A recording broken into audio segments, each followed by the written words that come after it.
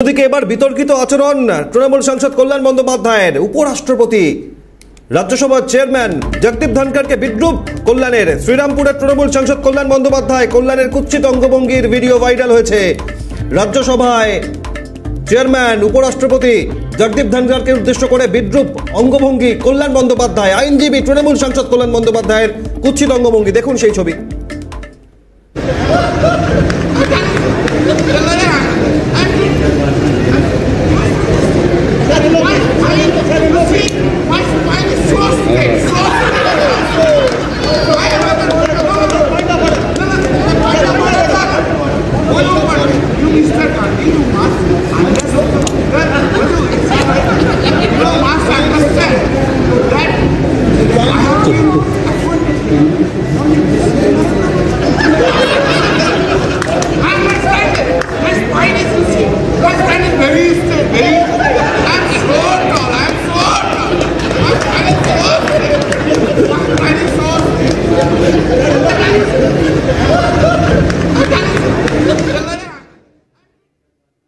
ইন্দ্রাণী দাশগুপ্তার কাছে যাই। ইন্দ্রাণী, দেশের উপরাষ্ট্রপতি, এর আগে আমরা জানি যে দেশের রাষ্ট্রপতি সাংবিধানিক প্রধান, তাকে নিয়ে অঙ্গভঙ্গি বিদ্রুপ যে মন্তব্য করেছিলেন রামনগরের তৃণমূল বিধায়ক, রাজ্যের মন্ত্রী অখিল গিরি, আর এবার উপরাষ্ট্রপতিকে বিদ্রুপ করলেন তৃণমূল সাংসদ।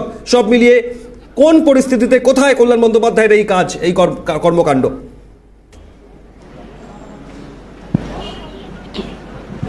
দেখো, আজকে সংসদে যেটা বলছিলাম যে মকরদুয়ারের সামনে যখন সাংসদরা বসে ধর্ণা দিচ্ছিলেন, তখন হঠাৎই দেখা যায় একটা সাইডে দাঁড়িয়ে কল্যাণ বন্দ্যোপাধ্যায় রাজ্যসভার চেয়ারম্যান তথা দেশের মাননীয় উপরাষ্ট্রপতি জগদীপ ধনখড়ের বিভিন্ন কথাবার্তাকে মিমিক্রি করে দেখাচ্ছেন।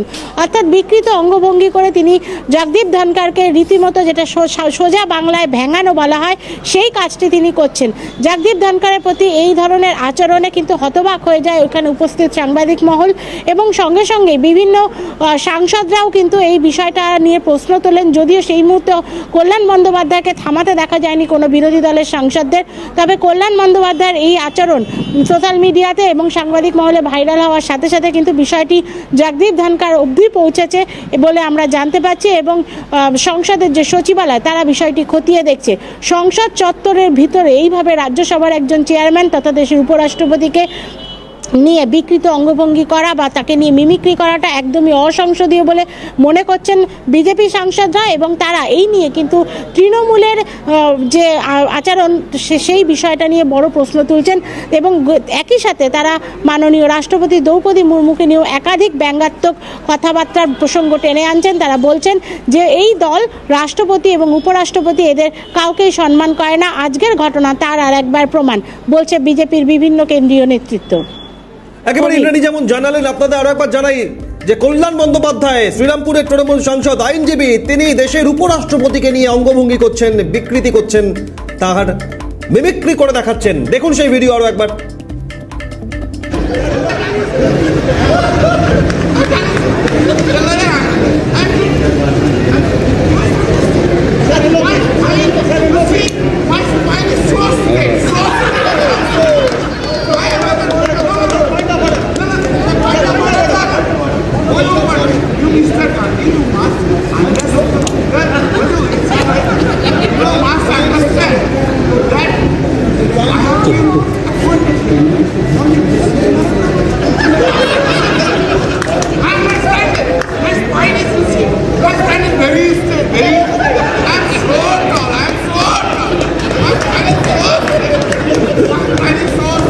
আমরা কথা বলবো বিজেপি সাংসদ দিলীপ ঘোষ রয়েছেন। দিলীপ দা, তৃণমূল বিধায়ক অখিল গিরি দেশের রাষ্ট্রপতিকে, আর এবার তৃণমূল সাংসদ কল্যাণ বন্দ্যোপাধ্যায় দেশের উপরাষ্ট্রপতিকে অঙ্গভঙ্গি করছেন, বিকৃত করছেন, মিমিক্রি করে দেখাচ্ছেন। অন্যান্য বিরোধী সাংসদরা হাসছেন। দিলীপ দা, কি বলবেন?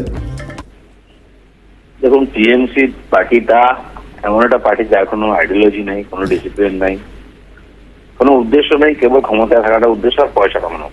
কেন এই সমস্ত লোকেরা আছেন, তাদেরকে কেউ শেখাবারও নেই। একাধিক নেতা একাধিক এই ধরনের অপরাধ করেন, চুরি করেন, পয়সা নেন, তাদের কাছে কিছু আশা করা যায়। তুমি কমপক্ষে উপরাষ্ট্রপতি, রাষ্ট্রপতি, যারা আমাদের দেশের প্রতীক, সংবিধানের প্রতীক, তার সম্বন্ধে একটুখানি চিন্তা ভাবনা করে কথা বলা উচিত। কিন্তু তারা তাদেরকেও ছাড়েন না। একাধিক নেতা মন্ত্রী বারবার এই কথা বলছেন, আমার এটাই ওদের কালচার, খবরে আসার এটাই ওদের সুযোগ, সেই জন্য এরকম করেন। অনেক ধন্যবাদ। বিজেপি সাংসদ দিলীপ ঘোষ ছিলেন ফোনে, ধন্যবাদ ইন্দ্রাণী দাশগুপ্তকেও দিল্লি থেকে ছিলেন।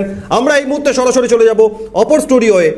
ইনপুট এডিটর ভাস্কর দত্ত রয়েছেন। তার আগে আপনাদের জানাই যে একদিকে যেমন আজ আরো 50 জন বিরোধী সাংসদকে সাসপেন্ড করা হলো, সব মিলিয়ে 142 জন সাংসদকে। 13 তারিখ সংসদের ধোঁয়াকাণ্ড, তারপর 14 তারিখ গতকাল এবং আজ পরপর 3 দিন মিলিয়ে 142 জন সাংসদকে সাসপেন্ড করা হয়েছে। এবং এই সাসপেনশনের পর আমরা যে ছবি আপনাদের সরাসরি দেখাচ্ছি, গান্ধী মূর্তির পাদদেশে বিরোধী সাংসদরা তারা অবস্থানে বসেছেন, রাহুল গান্ধী গিয়েছেন সেখানে। কিন্তু পাশাপাশি আরো এক ছবি যেটা আপনাদের সামনে তুলে ধরছে, কল্যাণ বন্দ্যোপাধ্যায় শ্রীরামপুরের তৃণমূল সাংসদ, আইনজীবী, তিনি দেশের উপরাষ্ট্রপতিকে যেভাবে অঙ্গভঙ্গি করেছেন, মিমিক্রি করে দেখালেন, যে ভিডিও ভাইরাল হয়েছে ইতিমধ্যেই সংসদের সচিবালয়ে, সেই ছবি চলে গিয়েছে। এবং কল্যাণ বন্দ্যোপাধ্যায়ের ভূমিকা নিয়ে উঠছে প্রশ্ন, তার আচরণবিধি নিয়ে প্রশ্ন উঠছে। ভাস্কর দত্ত সরাসরি রয়েছেন ইনপুট এডিটর। ভাস্কর, একদিকে সাসপেনশন এবং যে ঘটনা সংসদের ধোঁয়াকাণ্ডে, তার পরিপ্রেক্ষিতে ইতিমধ্যেই রাষ্ট্রপতি তাকে অঙ্গভঙ্গি করা, উপরাষ্ট্রপতি, তার পাশাপাশি আরো একটা বিষয় থাকছে, তার কারণ বিরোধী সাংসদরা সংসদে শীতকালীন অধিবেশনের শুরুতেই ঐক্যমত্যে গিয়েছিলেন যে না, এবার কোনো রকম প্ল্যাকার্ড নিয়ে ওয়েলে নেমে বিক্ষোভ হবে না, শীতকালীন অধিবেশন শান্তিপূর্ণভাবে গুরুত্বপূর্ণ বিল তা পেশ করা হবে, কিন্তু তা মানলেন না। তারপর তাদের সাসপেন্ড করা হলো। আর পাশাপাশি এই ঘটনা কল্যাণ বন্দ্যোপাধ্যায়ের, কি বলবে ভাস্কর? হ্যাঁ দেখো অভিক, পরপর দুটো ঘটনা একটার সঙ্গে আরেকটি যুক্ত অবশ্যই রয়েছে। আমি এক এক করে যদি আসি, প্রথমে আসছি সাসপেনশনের ঘটনাটি। এটা ভারতীয় সংসদীয় রাজনীতিতে নজিরবিহীন ঘটনা, বিষয়ে কোনো সন্দেহ নেই যে দুদিনের মধ্যে প্রায় 142 জন সাংসদকে সাসপেন্ড করা হয়েছে তাদের অভব্য আচরণের জন্য।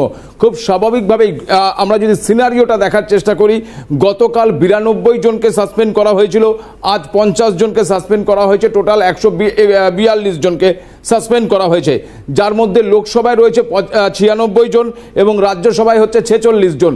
খুব স্বাভাবিকভাবেই এরপরে লোকসভার সিনারিওটা যদি আমি একটু দেখানোর চেষ্টা করি বা বোঝাবার চেষ্টা করি, লোকসভার মোট যে সাংসদ, সেই সাংসদের জায়গায় দাঁড়িয়ে এনডিএর 353টি সাংসদের আসন বলবৎ রয়েছে। উল্টো দিকে বিরোধীদের মধ্যে যে অবস্থানটি তৈরি হয়েছে, বিরোধীদের মধ্যে 37 জন এখন শুধুমাত্র সংসদের অভ্যন্তরে ঢোকার অনুমতিতে রয়েছে, অর্থাৎ সাসপেনশন যাদের হয়নি তেমন রয়েছেন মাত্র 37 জন, আর সাসপেন্ড হয়ে গিয়েছেন 96 জন শুধুমাত্র লোকসভায়। অন্যান্য রয়েছেন আরো 57 জন। দুপুর 2টো পর্যন্ত এই সংসদের অধিবেশন মুলতবি রয়েছে। দুপুর 2টোর পর কিন্তু সংসদ অধিবেশন খুলবে।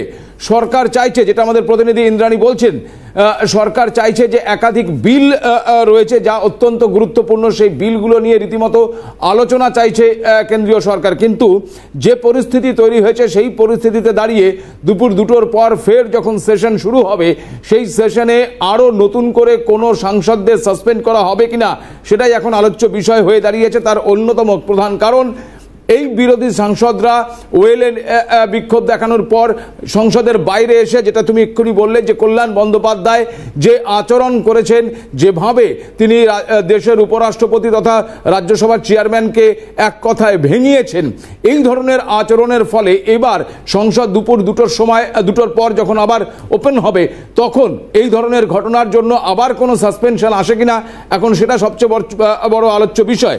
এখনো পর্যন্ত আজ যারা সাসপেনশন হয়েছেন তার মধ্যে যেমন কংগ্রেসের রয়েছে, তেমন তৃণমূল কংগ্রেসের মালা রায়, সুদীপ বন্দ্যোপাধ্যায়, এরাও রয়েছেন। ফলে কিছু নাম এখনো তৃণমূল কংগ্রেসের রয়েছে যারা কিন্তু এখনো সাসপেন্ড হয়নি, তাদের ক্ষেত্রেও সাসপেনশন নেমে আসে কিনা এখন সেটাই সবচেয়ে বড় ব্যাপার। অন্যদিকে যদি আমি কল্যাণ বন্দ্যোপাধ্যায়ের এই ধরনের আচরণের প্রেক্ষাপটটা দেখি, ইন্দ্রাণী যেটা বলছেন যে গোটা ঘটনাটি জগদীপ ধনকরের কাছে গিয়ে পৌঁছেছে। জগদীপ ধনকর যে প্রতিক্রিয়া জানিয়েছেন, তিনি প্রতিক্রিয়া পরিষ্কার বলেছেন যে গোটা ঘটনাটি লজ্জাজনক, এমনটি কখনোই আশা করা যায় না। এবং তিনি এটাও বলেছেন যে একজন সাংসদ অঙ্গভঙ্গি করছেন, কুরুচিকর অঙ্গভঙ্গি করছেন, আর একজন সাংসদ সেটা ভিডিও করছেন, এটা অত্যন্ত দুঃখজনক এবং এটা হতে পারে না। খুব স্বাভাবিকভাবেই যেটা তুমিও বলছিলে অভিক, যে এর আগেও আমরা দেখেছি তৃণমূল কংগ্রেসের তরফ থেকে রাষ্ট্রপতিকে অত্যন্ত কুভাষায় আক্রমণ করা হয়েছিল। এবং ভাস্কর, সেক্ষেত্রে রামনগরের তৃণমূল বিধায়ক অখিল গিরি, রাজ্যের মন্ত্রী, তিনি যখন ওই অঙ্গভঙ্গি করে কুভাষায় মন্তব্য করেছিলেন, তারপর খোদ মুখ্যমন্ত্রী ক্ষমা চেয়েছিলেন। আদিবাসীদের প্রতি তৃণমূল কংগ্রেসের যে ভালোবাসা সেটা বারবার প্রকাশ করার চেষ্টা করেছিলেন। বীরবাহা হাসদার মন্ত্রিত্ব বেড়েছিল, এমন বহু ঘটনা সামাল দেওয়ার জন্য করেছিলেন। আজ কল্যাণ বন্দ্যোপাধ্যায় ঠিক একইভাবে দেশের উপরাষ্ট্রপতি, তাকে এই অঙ্গভঙ্গি করলেন ভাস্কর। একেবারেই ঠিক, এবং ঠিক যেই জায়গায় দাঁড়িয়ে একটা ছোট্ট বিষয় বলার চেষ্টা করব যে অখিল গিরি যে কাজটি করেছিলেন সেটি রাষ্ট্রপতিকে তিনি যখন অঙ্গভঙ্গি করেন বা তার তরফে ভাষা ব্যবহার করেন, সেটি নিয়ে রাজনীতি তোলপাড় হয়েছিল। এবং এই আদিবাসী শ্রেণীর মানুষকে তৃণমূল কংগ্রেস কি চোখে দেখে সেই বিষয়টিকে কিন্তু ইস্যু করেছিল বিরোধীরা বা তথা বিজেপি। খুব স্বাভাবিকভাবেই সেখানে কিন্তু একটা অস্বস্তি তৈরি হয়েছিল রাজ্যের শাসক দল তৃণমূল কংগ্রেসের মধ্যে, যার কারণে যেটা তুমি বললে যে মমতা বন্দ্যোপাধ্যায়কে ক্ষমা চাওয়া, বীরবাহা হাসদাকে বাড়তি দায়িত্ব দেওয়া করে ড্যামেজ কন্ট্রোলের তিনি চেষ্টা করেছেন।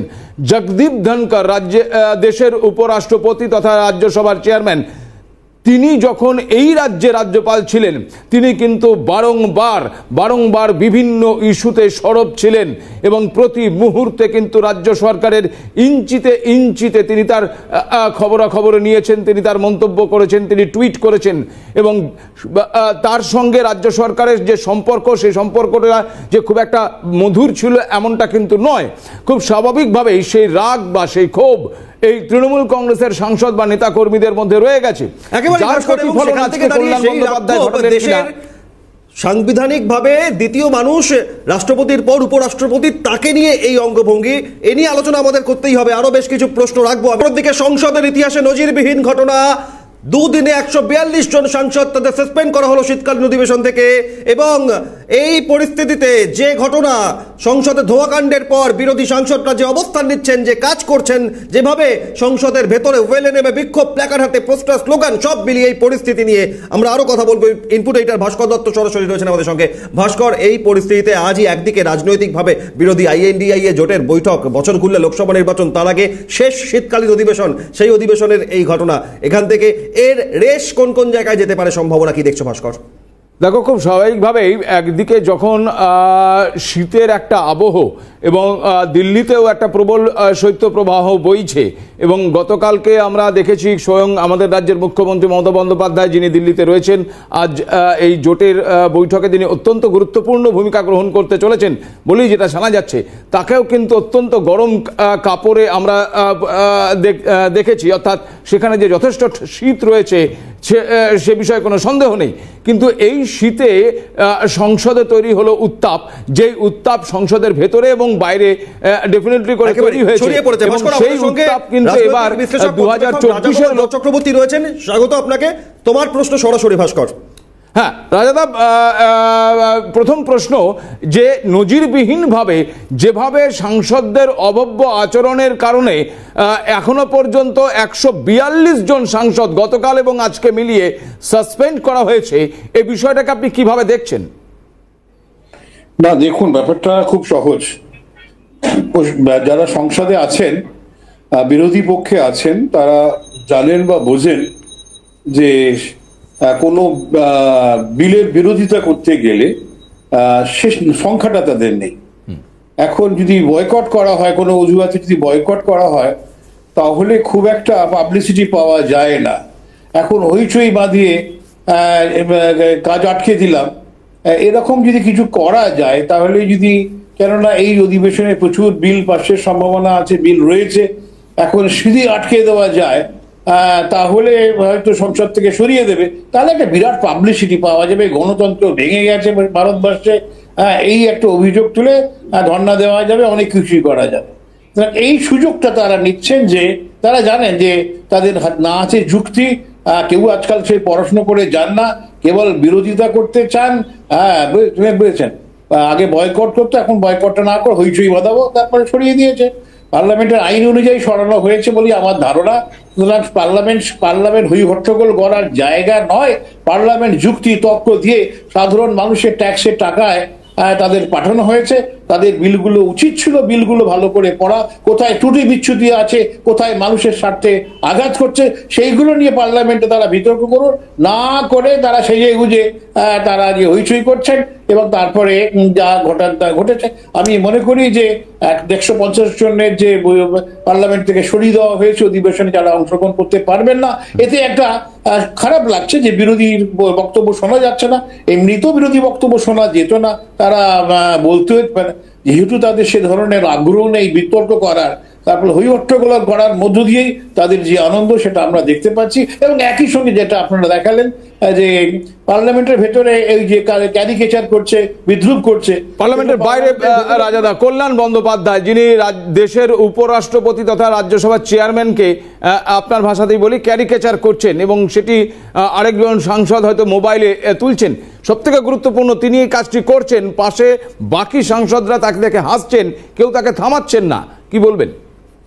হ্যাঁ দেখুন, ব্যাপারটা হচ্ছে যে উনি জানেন এই ধরনের জিনিস করলে সংসদের ভেতরে করলে একেবারে এক্সপেলশন হয়ে যেত, বহিষ্কার হয়ে যেত। তার ফলে সেই জিনিসটা, কেননা ওই ক্যারিকেচার করা ছাড়া, বিদ্রুপ করা ছাড়া তাদের সে ধরনের আর সেই পড়াশুনো করে নিয়ে যুক্তিতে অংশগ্রহণ করা কোনো জায়গায় তারা দাঁড়িয়ে নেই। তাই ওখানে যারা আছেন তাদের রুচিবোধের পরিচয় পাওয়া যায়। এই বিরুদ্ধে কোনো আইনত কি ব্যবস্থা নেওয়া যায় কিনা আমার জানা নেই। ভেতরে করলে বিপদ ছিল, বাইরে সাধারণত কোনো আইনের আওতায় পড়বেন না, ডিফেমেশন বা অন্য ধরনের ঝামেলা হতে পারে। কিন্তু যেহেতু নাম করে করেননি সে সম্ভাবনাটা নেই। কিন্তু যেটা সবচেয়ে বড় প্রশ্ন, যাদেরকে আমরা পার্লামেন্টে পাঠাচ্ছি জনগণের ভোট দিয়ে, জনগণের পয়সায় তাদের মানে স্যালারি দেওয়া হচ্ছে, ভাতা, ব্যাপক ভাতা দেওয়া হচ্ছে, তাদের জনপ্রিয়তা রয়েছে এবং সেই জনপ্রিয়তার সুযোগে অনেকে নিজের সম্পত্তি বাড়িয়ে যাচ্ছেন। এই জায়গায় দাঁড়িয়ে তারা দেশের উপরাষ্ট্রপতি, রাষ্ট্রপতি তাদের বিরুদ্ধে বিদ্রুপ করবেন। রুচিবোধের পরিচয় পাওয়া যায়, তাদের ব্যক্তিগত রুচিবোধের পরিচয় পাওয়া যায়। যে রাজনৈতিক দল তাদের পাঠিয়েছে তাদেরও কি রুচিবোধ সেটাই বোঝা যাচ্ছে। মানুষ সতর্ক থাকবে আগামী দিনে, এটাই আমরা আশা করবো। আপনি বলছেন যে বিলগুলো নিয়ে আলোচনার অত্যন্ত প্রয়োজনীয়তা ছিল, বিরোধীরা তাদের যে অবস্থান সুনিশ্চিত করেছে তাতে তারা আলোচনা করতে চাইছেও না বা পারবেও না। আমি যে 3টি বিল মূলত এই অধিবেশনে আসার কথা, তার মধ্যে ভারতীয় ন্যায় সংহিতা, ভারতীয় নাগরিক সুরক্ষা সংহিতা এবং ভারতীয় সাক্ষ্য বিল, এই 3টি বিল তো ভারতবর্ষের আইন ব্যবস্থাকে আমূল পরিবর্তিত করে দিতে পারে। এটা নিয়ে তো আলোচনা অনেক বেশি গুরুত্বপূর্ণ ছিল নাকি রাজাদা? নিঃসন্দেহে দেখুন, আইনে দেখুন আমরা ব্রিটিশ আইন দীর্ঘদিন ধরে স্বাধীনতার আগে থেকে স্বাধীনতার পরে এতদিন পর্যন্ত আমরা বিদেশি আইন সেগুলোকে আমরা মেনে গেছি। তার যে ভারতীয় সংস্করণ করা প্রয়োজন ছিল সেটা কেউ ভাবেনি। এই প্রথম একটা প্রচেষ্টা হচ্ছে, কিন্তু তার মধ্যে ভুল ত্রুটি থাকতে পারে, কোনো অসুবিধা। হ্যাঁ, সেইগুলো তো চর্চা করা অত্যন্ত জরুরি ছিল, তারা সেগুলো চর্চা করতে চাইছে না। কেননা সে ধরনের ধারণা ভাবনা তাদের নেই। দলীয় দল কি বলছে, যখন এই যে বিলগুলো আসছে, আপনি বললেন এভিডেন্স বা একবার ক্রিমিনাল প্রসিডিউর কোড যে সমস্ত গুলো ছিল, তার তো বিলটা আমরা বাইরে দেখেছি কি হচ্ছে না, ধারণা পাওয়া গেছে। সুতরাং এখানে নানান জায়গায় তাদের রাজনৈতিক দলগুলোর ইনপুট, যেটাকে আপনারা বলেন, অর্থাৎ তাদের যে মূল্যবান বক্তব্য সেগুলো তাদের জানানো উচিত ছিল।